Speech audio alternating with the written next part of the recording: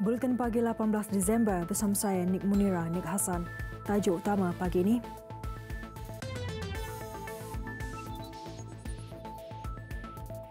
Muhammad Adib Muhammad Kasim meninggal dunia.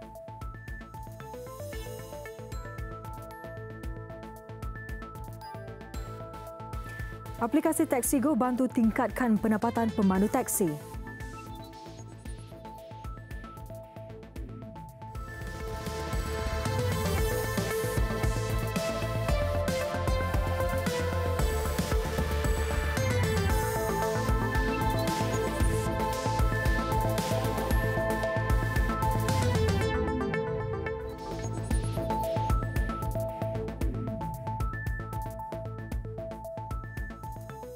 Assalamualaikum dan salam sejahtera. Setelah bertarung nyawa selama 21 hari, malam tadi Muhammad Adib Muhammad Kasim, anggota bomba yang parah dipercayai dipukul sekumpulan perusuh di hadapan Kuil Sri Mahamariaman 27 November lalu, meninggal dunia. Allahyarham Adib, 24 tahun, menghembuskan nafas terakhir di Institut Jantung Negara IJN jam 9.41 malam tadi. Jenazah beliau sebelum itu dibedah siasat di Hospital Kuala Lumpur HKL pagi ini dan akan dibawa ke kampung halamannya di Kedah. Dan kira-kira jam 7.18 pagi tadi, keranda Allahyarham yang diselimuti bendera Malaysia dimasukkan ke dalam van jenazah bomba di perkarangan Institut Perubatan Forensik Negara IPFN Hospital Kuala Lumpur. Jenazah dibawa ke Jabatan Unit Udara JBPM di Pengkalan Aerot Sdn Bhd Aerot, Lapangan Terbang Subang. Beberapa kenderaan awam dan bomba yang membawa ahli keluarga dan rakan tugas Allahyarham turut dilihat mengiringi van jenazah berkenaan keluar dari IPFN ke Subang bersama kenderaan dan motosikal pengiring Polis Diraja Malaysia PDRM. Terdahulu proses bedah siasat, mandi dan kafan selesai kira-kira jam 5.50 pagi sebelum jenazahnya disembahyangkan selepas solat subuh di perkarangan IPFN. Jenazah akan diterbangkan ke Kedah dengan helikopter JBPM sebaik jenazah tiba di Aerot dan dibawa ke kediaman keluarganya di Kampung Tebengau, Kedah.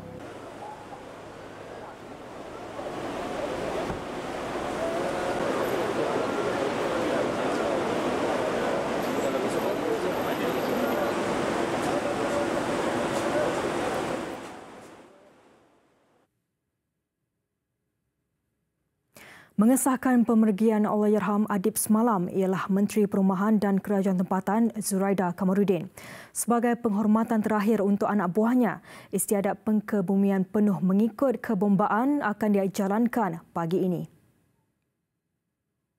Kejadian yang tidak disangka-sangka telah menyebabkan satu kehilangan jiwa. Jadi Adib bertahan selama 3 minggu, exactly 3 minggu selepas kejadian. Hari Senin 3 minggu lepas yang mana dia dipukul dan dibawa ke Subang Jaya Medical Center. Kita mengucapkan terima kasihlah semua doktor yang telah berusaha untuk membantu sebaik mungkin yang dapat dibuat kepada Adib dan malangnya tidak dapat bertahan. Jadi dari segi teknikalnya doktor IJN akan keluarkan statement.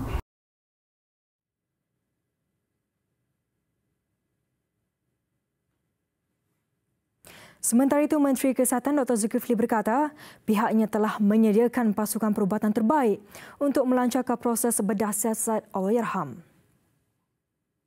Semua kita mendoakan semoga roh arwah dirahmati Allah dan sangat penting untuk kita mengambil faham bahawa semua ini adalah with the best team best team in IJN, Dr. Izani, Dr. Nazri, Dr. Zahari, Dr. Sri, Dr. Zari. Ini kehendak dan keputusan dan takdir Allah SWT. Jadi kita pasrah dan keluarganya pasrah untuk menerima segala takdir Allah ini setelah kita lakukan yang terbaik dan menggunakan segala fasilitis yang terbaik. Jadi itu saja yang nak saya sebutkan. Kita sudah bersedia di HKL.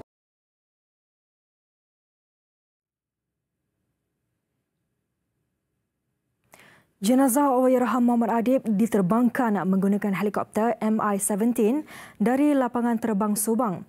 Dan untuk perkembangan terkini ketika ini, kita berlintas langsung dengan wartawan Muhammad Hamdi Fahmi Muhammad Zaki. Fahmi, teruskan. Assalamualaikum warahmatullahi wabarakatuh. Terima kasih Niki di Sri Pentas. Seperti yang dimaklumkan, saya kini berada di Pangkalan Udara Jabatan Bomba dan Penyelamat Subang di sini, di mana jenazah Muhammad Adib Muhammad Kasim baru sahaja selamat berlepas kira-kira jam 8.50 pagi tadi. Jenazah beliau tiba di Pangkalan Udara Subang ini kira-kira jam 8 pagi tadi, diiringi dengan beberapa kenderaan milik JPPM, dan selepas itu beliau diberi penghormatan terakhir oleh rakan-rakan seperjuangan, pegawai dan anggota Jabatan Bomba dan Penyelamat sendiri. Dan selepas itu Perdana Menteri Tun Dr. Mahathir Mohamad tiba kira-kira jam 8.30 pagi untuk sama-sama memberikan penghormatan terakhir kepada beliau. Dan selepas itu jenazah sekali lagi dibawa keluar dari kenderaan Jabatan Bomba untuk menuju ke pesawat milik Jabatan Bomba dan Penyelamat, iaitu pesawat MI1714 yang juga berlepas kira-kira jam 8.50 pagi tadi. Dan saya difahamkan perjalanan daripada lapangan terbang ataupun Pangkalan Udara Subang ini menuju ke Kedah mengambil masa kira-kira 1 jam 40 dan pesawat dijangka mendarat di Sekolah Kebangsaan Terbengau di Kuala Kedah pada jam 10 pagi nanti. Dan kalau kita imbas sedikit untuk perkembangan jenazah Muhammad Adib pada semalam, jenazah telah selesai melalui proses bedah siasat kira-kira jam 5.50 pagi tadi. Seterusnya dikafan dan disembahyangkan kira-kira 60 pegawai dan anggota Jabatan Bomba dan Penyelamat. Dan seterusnya beliau telah disiapkan untuk dibawa ke Pangkalan Udara Subang ini. Dan sesungguhnya pemergian Muhammad Adib ini memberikan kesan kepada seluruh rakyat Malaysia, dan kita mengharapkan pemergian ini satu pemergian yang baik, husnul khatimah, itu pemergian yang dalam keadaan baik. Dan itu saya rasa di sini selesai sudah bagaimana proses untuk menghantar jenazah Muhammad Adib pulang ke negeri Kedah. Untuk itu kita bersama rakan setugas Kumaran Raja Muni yang kini berada di Masjid As-Saadah, Kampung Terbengau di Kedah. Untuk itu silakan Kumaran.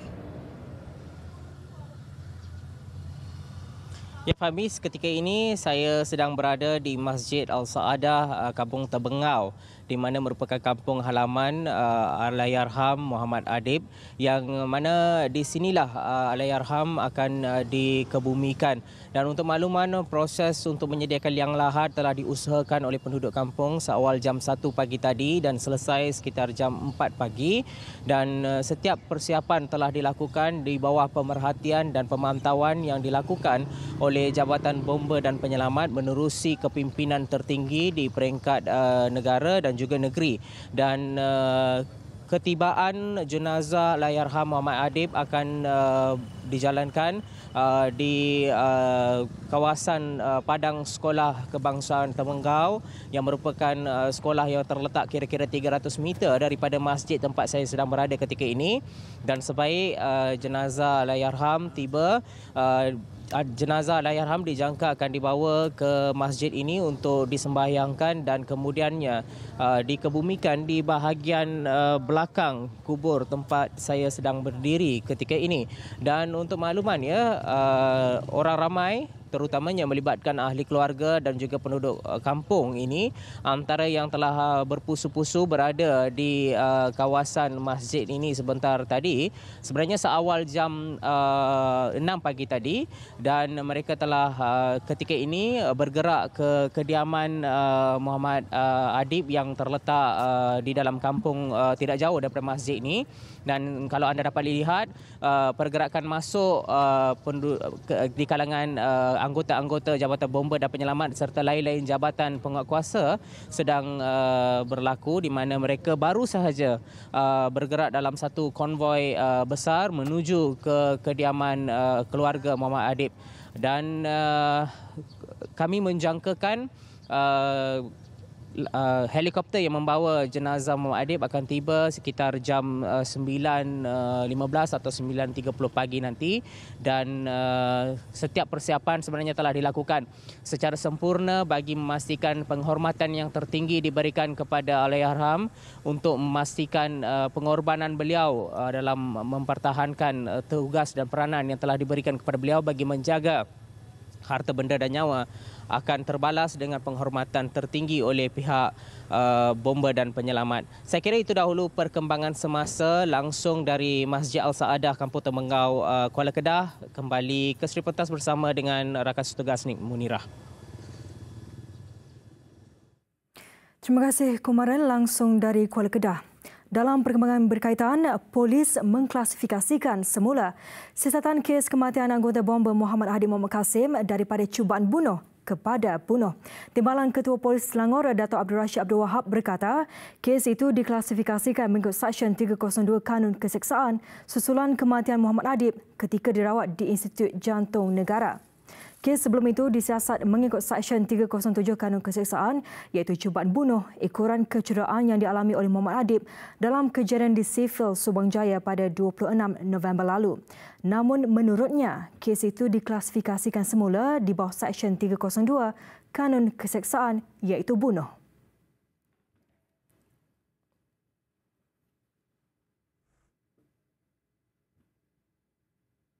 Kehilangan Allahyarham Muhammad Adib Kasim turut dirasai Perdana Menteri Tun Dr. Mahathir Mohamad. Tun menzahirkan rasa sedihnya melalui laman Twitter rasminya @chat.official serta mengucapkan takziah kepada keluarga Allahyarham. Perdana Menteri mendoakan semoga roh Allahyarham Adib ditempatkan dalam kalangan golongan yang beriman.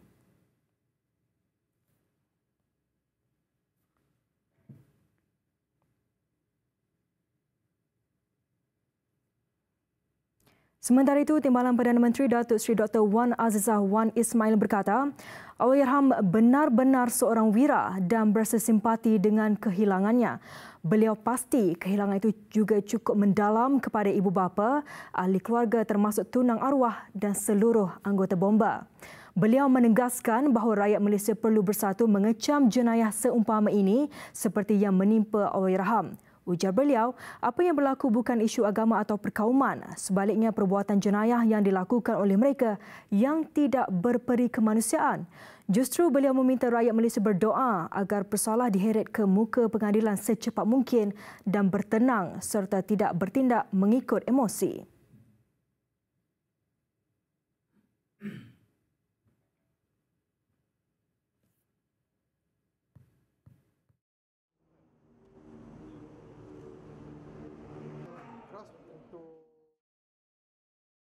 Dalam pada itu, laman sosial media dihujani ribuan ucapan takziah netizen yang turut bersedih dengan kehilangan sang wira berkenaan.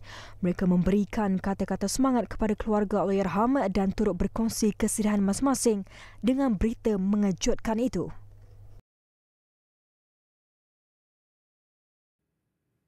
Agensi Penguatkuasaan Maritim Malaysia APMM berjaya menumpaskan cubaan sebuah bot membawa masuk 2,600 kotak rokok putih pelbagai jenama dan 60 kotak minuman keras pelbagai jenama. Timbalan Ketua Pengarah Operasi APMM Datuk Muhammad Zubil Matsum berkata, nilai nampasan keseluruhan dianggarkan mencecah 13 juta ringgit. Cubaan sebuah bot butter trade. Bot butter trade ni adalah sebuah bot jenis daripada kayu, diperbuat daripada kayu yang membawa rokok dipercayai diseludup. Yang dipercayai cuba untuk diseludup ke Malaysia. Iaitu pada 14 hari bulan Disember 2018 ketika bot APMM sedang melakukan rondaan op Eksan di perairan Kelang. Katanya bot itu ditahan oleh bot ronda maritim ketika sedang bersauh dalam keadaan mencurigakan di perairan Kuala Selangor. Tekong, kru dan bot ditahan sebelum diserahkan kepada pihak berkuasa di JT Pulau Indah. Kes disiasat di bawah Seksyen 135-1 Akta Kastam 1967. Rampasan berkenaan adalah yang keempat terbesar tahun ini di perairan Selangor.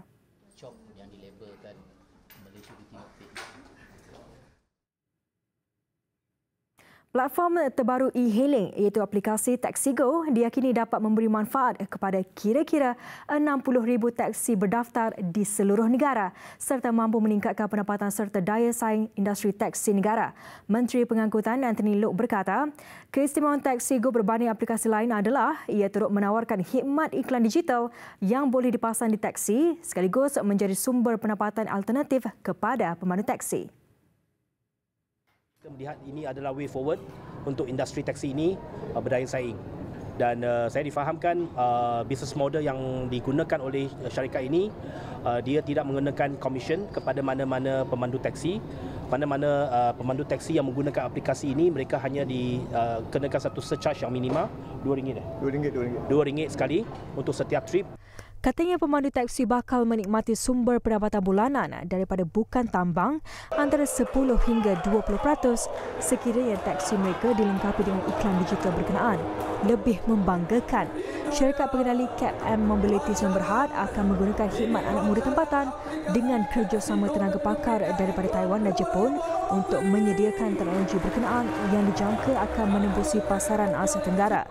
Syarikat terbabit turut memberi jaminan mereka hanya menawarkan perkhidmatan ini kepada taksi berdaftar dan mempunyai lesen kenderaan pengangkutan awam PSV sahaja dan tidak kepada kenderaan persendirian. Anthony Loke juga berkata, kerajaan sentiasa komited membangunkan pelbagai inisiatif untuk menambah baik industri taksi melalui 4 komponen, iaitu membantu industri menjimatkan kos operasi, meningkatkan taraf hidup pemandu taksi, memperkasakan struktur undang-undang dan kerjasama antara industri dan membangunkan sistem perkhidmatan taksi bertaraf dunia. Kementeriannya jelas beliau sangat mengalu-alukan usaha murni seperti ini agar pihak swasta dapat turut serta memainkan peranan penting dalam usaha menaik taraf pendapatan dan daya saing taksi negara.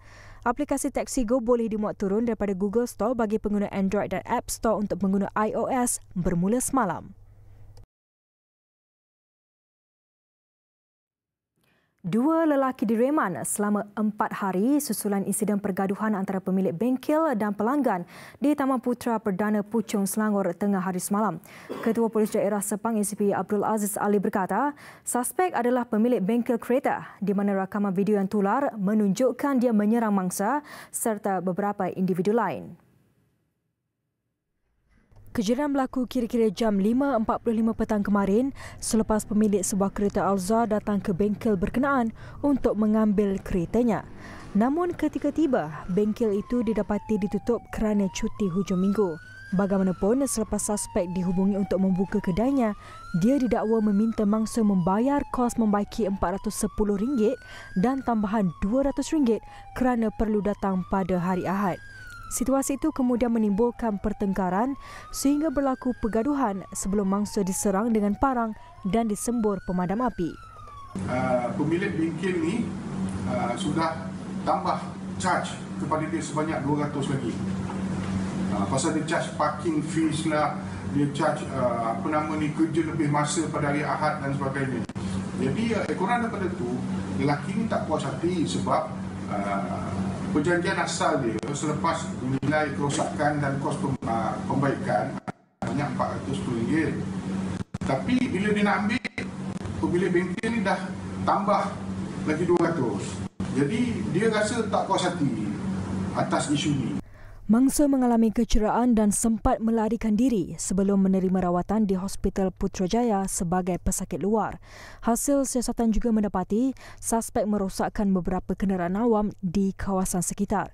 Kejadian bagaimanapun dapat diredakan apabila polis sampai dan menahan 2 suspek yang melarikan diri ke dalam bengkel. Kes disiasat mengikut Seksyen 148 Kanun Keseksaan kerana merusuh.